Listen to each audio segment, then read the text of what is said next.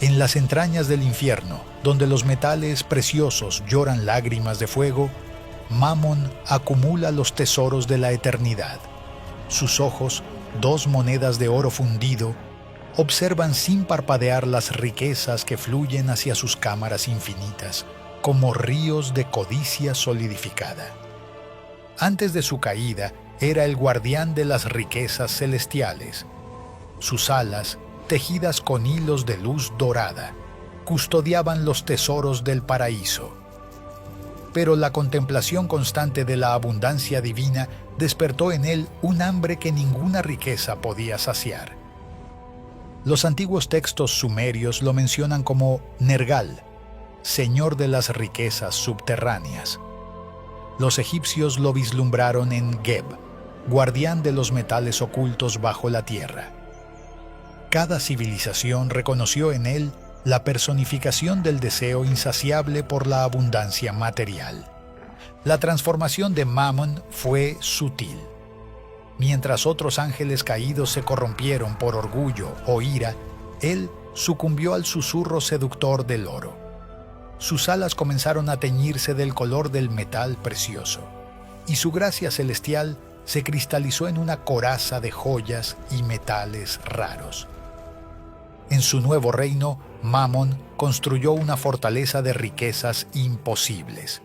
Sus salones están pavimentados con monedas acuñadas con suspiros de avaricia, sus paredes incrustadas con gemas talladas por la desesperación de los codiciosos. Aquí, almas condenadas por la avaricia excavan eternamente, buscando tesoros que siempre están fuera de su alcance. 66 legiones de demonios sirven bajo su mando, cada uno especializado en tentar a los mortales con promesas de riquezas infinitas. Sus técnicas son refinadas, un susurro de ambición aquí, una promesa de poder allá. Convierten el deseo natural por la seguridad material en una obsesión consumidora. Los griegos antiguos captaron su esencia en el mito de Midas, el rey cuyo deseo por el oro lo llevó a convertir todo lo que tocaba en metal precioso. Como Midas, los seguidores de Mamón descubren demasiado tarde que la riqueza sin límites es la más cruel de las pobrezas. En la tradición medieval se dice que Mamón camina entre los mortales disfrazado de mercader. Sus ofertas parecen justas al principio, pero cada trato sella un poco más el alma del comprador. Los alquimistas lo invocan buscando el secreto de la transmutación sin comprender que cada intento los transforma a ellos mismos en algo menos que humano. Sus manifestaciones varían según la época. En los tiempos antiguos se presentaba como un ser coronado de oro y piedras preciosas. Hoy sus formas son más sutiles. El brillo de una pantalla de trading, el tintineo seductor de monedas virtuales, la promesa de riqueza instantánea. El poder de Mamón reside en su capacidad para distorsionar los deseos naturales. Transforma la prudente previsión en avaricia compulsiva, el deseo de prosperidad en codicia destructiva.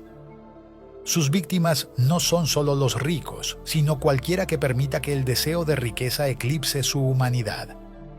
En su sala del trono, Mamón mantiene un espejo que muestra a cada observador la riqueza que más anhela. Los mortales que logran llegar hasta él encuentran sus reflejos distorsionados, transformados en grotescas caricaturas de ambición y deseo. Sus palacios subterráneos son un laberinto de bóvedas interminables, cada una llena de tesoros imposibles, monedas acuñadas con promesas rotas, joyas que brillan con sueños perdidos, lingotes forjados con la sustancia misma de la codicia. Pero la verdadera riqueza de Mamón no son estos tesoros materiales, sino la insaciable hambre que cultiva en las almas de los mortales. En la jerarquía infernal, Mamón ocupa un lugar único. Mientras otros príncipes buscan la destrucción o la corrupción directa, él prefiere la sutileza del mercado. Su influencia se extiende a través de contratos y transacciones, convirtiendo cada intercambio en una oportunidad para sembrar la semilla de la avaricia. Los textos antiguos advierten que invocar a Mamón es particularmente peligroso, pues sus pactos siempre tienen letra pequeña. A diferencia de otros demonios que exigen sacrificios dramáticos, Mamón pide solo pequeñas concesiones, casi imperceptibles, hasta que el alma está completamente comprometida. Esta es la verdadera maldición de Mamón: transformar lo suficiente en demasiado poco, convertir la abundancia en escasez, hacer que cada riqueza parezca insuficiente. En su reino, incluso los más ricos se sienten pobres, atrapados en un ciclo interminable de deseo y acumulación. Y así, desde las profundidades de su tesorería infernal, Mamón continúa su obra, convirtiendo el metal en tentación, la necesidad en codicia, hasta que cada moneda brilla con el resplandor corrupto de su propia gracia caída. En la penumbra de sus cámaras, Mamón medita sobre su papel en el orden cósmico. Él no es solo un demonio de tesoros inalcanzables, sino el gran agente de un desequilibrio que empuja a las almas a perseguir lo inagotable. Sus alas, antes radiantes, ahora son filamentos de oro oscuro que reflejan un esplendor marchito. Donde antes hubo gracia, ahora reina la geometría fría de la codicia, un entramado de hilos metálicos que aprisiona voluntades. Mamón no necesita levantar ejércitos ni blandir espadas. Su influencia es tan silenciosa como la transacción más simple. Un intercambio aquí, otro allá, y la ansiedad por tener más se extiende de persona en persona como una plaga incorpórea. En los círculos infernales se le considera un maestro de la sutileza. Mientras otros príncipes del infierno imponen su presencia con violencia, Mamón deja que las almas se enreden solas en su propia ansia de acumular. Las almas condenadas a su servicio son un reflejo trágico de su poder. Hombres y mujeres que en vida creyeron dominar la riqueza, ahora se encuentran forzados a excavar sin cesar, hundiendo sus manos en suelos hechos de promesas incumplidas. Con cada puñado de tierra removida, esperan encontrar la joya definitiva, la pieza perfecta que los sacie. Pero no hay pieza alguna, solo más vacío. Así, la condena se alarga, alimentando las llamas de la desesperación. A pesar de su crueldad, Mamón no busca la destrucción directa del hombre, sino el secuestro de su voluntad. Comprende que el terror y el dolor excesivos pueden llevar a la rebelión, pero la insatisfacción perpetua desarma a sus víctimas. Mientras persistan las esperanzas de un nuevo golpe de suerte, de un hallazgo millonario, de un beneficio inmediato, el hombre queda atrapado en su telaraña. Mamón ofrece la ilusión de la abundancia, pero nunca la entrega por completo. En algunas tradiciones se menciona la idea de que Mamón es necesario para entender el valor real de las cosas. Sin la tentación de convertirlo todo en riqueza, ¿cómo podría el ser humano reconocer la importancia de lo inmaterial? Sin la promesa hueca del oro infinito, ¿cómo aprendería el hombre a apreciar las satisfacciones simples, la alegría sin precio, el amor sincero y el coraje desinteresado? Y es que, en un sentido retorcido, Mamón cumple un papel pedagógico. Es la negación que resalta el valor de lo que no tiene precio. Allí donde su sombra se extiende, también se revela el contraste. El afecto verdadero no se compra. La dignidad no se adquiere a cambio de lingotes. El alma no cotiza en ningún mercado. Las almas que logran escapar del influjo de Mamón lo hacen reconociendo que su valor intrínseco no depende de cuánto posean, sino de qué son y qué aman. La huella de Mamón se advierte en las historias que pueblan la memoria humana. Muchos relatos hablan de reyes que vendieron su paz por montañas de oro, de héroes que renunciaron a su honor por una bolsa de monedas, de familias disueltas en conflictos por herencias. Estos cuentos, transmitidos de generación en generación, pretenden advertir sobre el riesgo de dejar que la codicia sustituya a la cordura. Sin embargo, a pesar de las advertencias, la tentación no desaparece. El demonio contempla con regocijo cómo las épocas cambian, y sin importar el contexto histórico, la semilla de la avaricia permanece inquebrantable. Cuando las caravanas y las especias dieron paso a los mercados globales y las redes digitales, él supo adaptarse. Ya no hacen falta cofres visibles ni montañas de metal reluciente.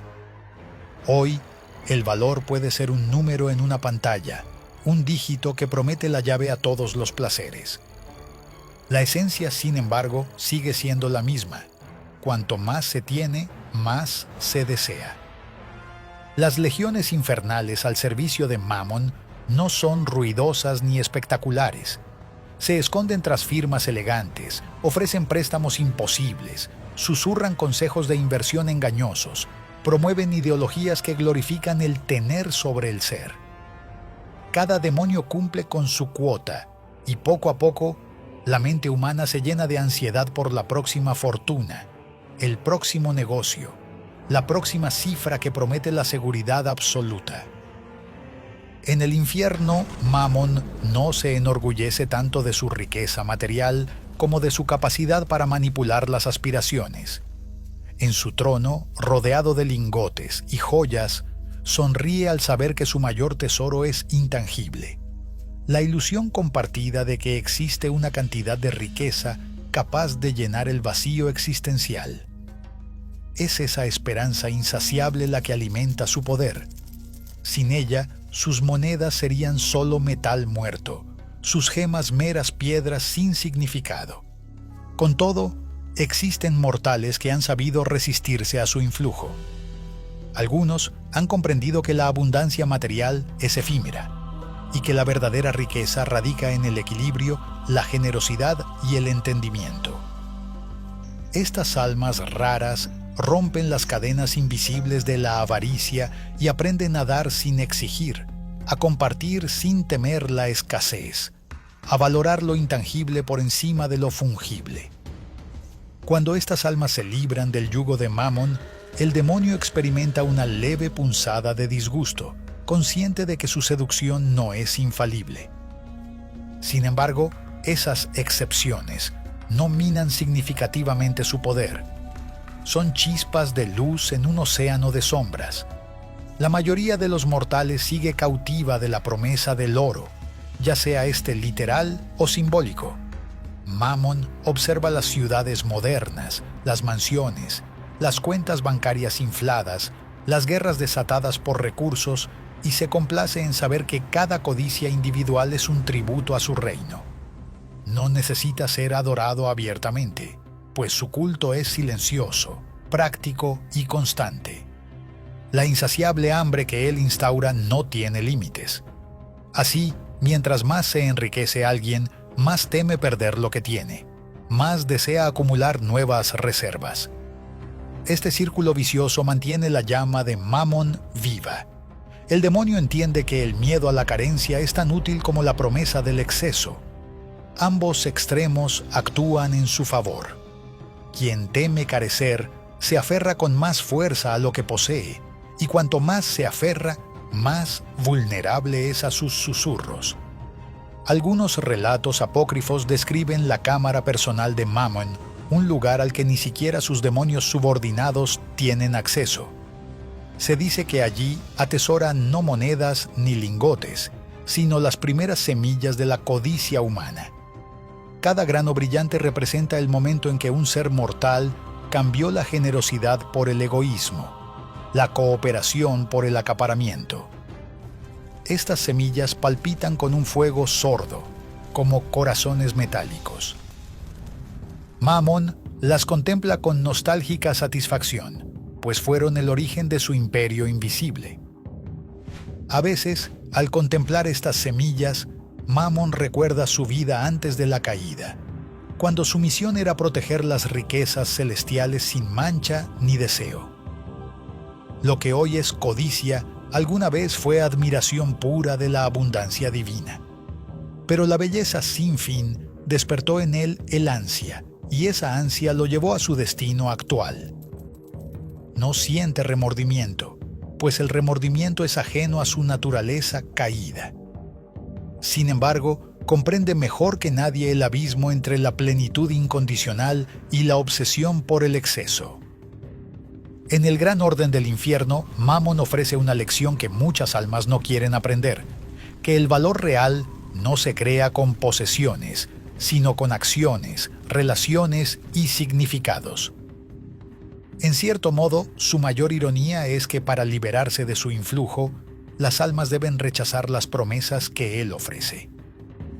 La victoria sobre Mammon no se logra acumulando más que él, sino negándose a jugar su juego, entendiendo que la carrera por la riqueza sin fin es una ilusión destinada a fracasar.